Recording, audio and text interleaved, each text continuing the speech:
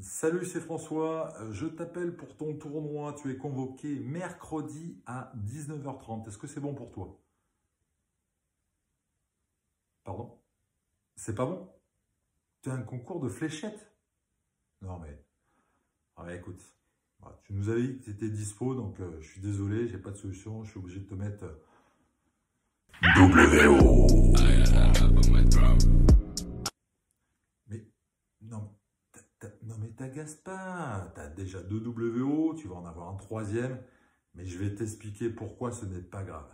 Allez, let's go! Lorsqu'un joueur ne peut jouer son match dans une compétition, on parle de forfait ou de WO. La notion de WO vient de l'anglais walkover et signifie qu'un joueur avance dans la compétition sans jouer.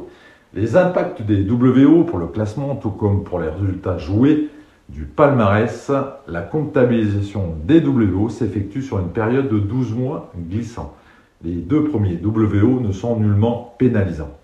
En ce qui concerne les matchs de double, les WO apparaissent dans le palmarès des joueurs, mais ne sont pas comptabilisés, donc c'est très cool.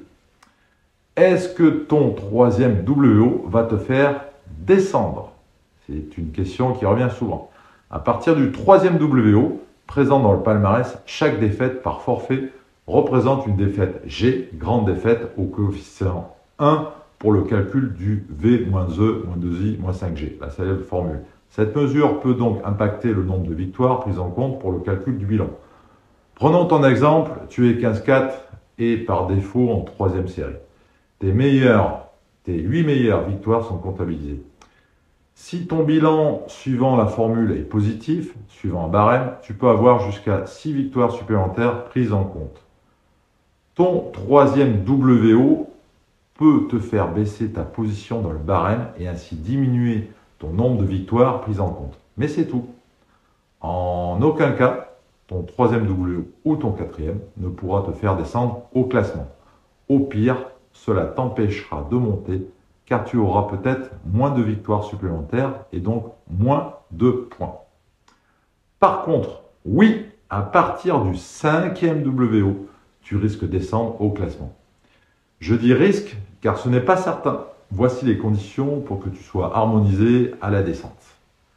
À partir de 5 WO, dans le palmarès, si tu as 40 matchs ou moins. À partir de 6 WO, dans le palmarès, si tu as entre 41 et 60 matchs. À partir de 7 WO, dans le palmarès, si tu as plus de 61 matchs.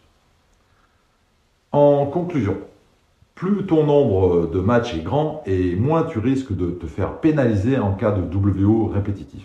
Mais bon, il est aussi évident que plus tu fais de tournois et plus le risque de faire des WO est important. Si je résume, le cinquième WO peut être très pénalisant, sauf si tu as fait plus de 41 matchs. Alors, reste serein. Alors maintenant, est-ce que tu as des possibilités de retrait de WO? Eh bien, on entend parler de WO justifié ou excusé, mais cette règle n'existe pas. Il n'y a en effet pas de possibilité de retrait de ton WO, sauf cas exceptionnel. Dans le cas d'une blessure, tu peux être de bonne foi et ne pas comprendre pourquoi le juge arbitre te met le WO. Tu vas alors lui délivrer ton certificat médical prouvant ta blessure et en espérant te faire retirer ton WO. Mais en fait, le fait de présenter ton certificat ne te permet que d'éviter d'éventuelles sanctions disciplinaires liées à ton forfait. Le tournoi, le juge arbitre et ton adversaire a quand même le droit de savoir si ta blessure est réelle ou si tu fais preuve de légèreté en ne voulant pas jouer pour des raisons imaginaires qui peuvent être très nombreuses et exotiques. La seule possibilité de retirer un WO, ce sont les WO organisateurs. Dans de très rares cas, un WO est attribué au joueur en raison d'une erreur imputable au juge arbitre ou à l'organisateur du tournoi. Dans cette situation, le joueur est légitime de solliciter le retrait du WO. Si le juge arbitre reconnaît et approuve l'erreur, il se charge de remplir le document nécessaire et de le transmettre à sa commission régionale d'arbitrage pour validation et traitement. Si le juge arbitre ne reconnaît pas l'erreur et refuse de demander le retrait du WO, le joueur peut faire appel auprès du comité du tournoi. Cette entité a précisément pour but de statuer en appel sur les contestations entre joueurs et juge arbitre. Le regroupement de WO en phase de poule et TMC, conformément au règlement sportif, tout joueur inscrit dans un tableau multimatch ou une poule a l'obligation de disputer toutes les parties prévues. En cas de forfait d'un joueur, par contre, pour plusieurs de ces parties de poule, seul un WO lui sera comptabilisé. Donc là encore, tu es protégé. Même si dans tes notes, tous les WO apparaissent bien dans le palmarès, il est bien précisé que certains d'entre eux, tous sauf un, ne sont expressément pas comptabilisés pour le calcul du classement. Ouf! Comment éviter les WO maintenant? Un petit conseil, des petits conseils. Ne pas s'inscrire sur 2 tournois ayant les mêmes dates, c'est interdit. Prévoir une période pour jouer assez calme dans ta vie et éviter de donner des disponibilités impossibles aux jeux arbitres. Choisir des tournois en fonction de tes flexibilités horaires, tournois classiques, match en équipe, poule, TMC, championnat. Tu as quand même un large choix pour jouer. Donc, à toi de jouer. Cas particulier pour éviter le WO. À partir de quart de finale d'un tournoi, tu peux te retirer du tournoi sans prendre de WO. Ainsi, tu gagnes ton match et tu laisses passer ton adversaire.